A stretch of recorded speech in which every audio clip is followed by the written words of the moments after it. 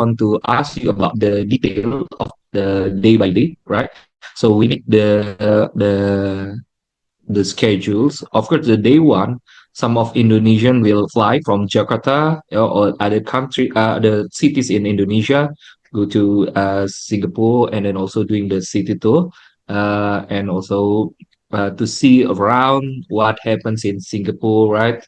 And also the monument, or like the landmark that have in Singapore. And the second day, we start to learn in Marina Square, at the Robo office, and we will learn two things at this day: simple robot and sensing robot. Right. So I Yes. get a picture of the sensing robot here.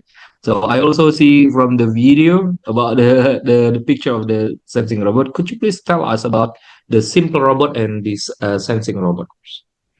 Okay. So because for the simple robot, we are still in the Eureka phase. So we are actually teaching them Yep. how to make use of the set. So for example, what we're talking about is like we take the board, we put in some simple sensors, some simple LEDs Mm. or buzzers. So they will do all the Yep. connection, all the building is to get them familiarized with the product itself.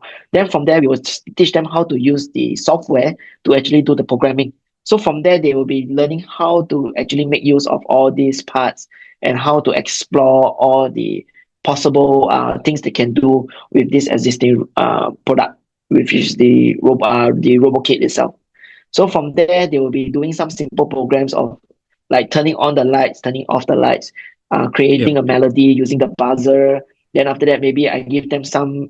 We will the trainers over there actually will give them some curveball, like say, "Oh, I want you to create this set of instructions. Can you do that for me?" So it's starting to let them um problem solve the questions that we are actually giving them. Actually, Yeah. so this program for the newbie, I mean, like the one that never touched the robotic system before, it's also safe for them, right? Because Yes.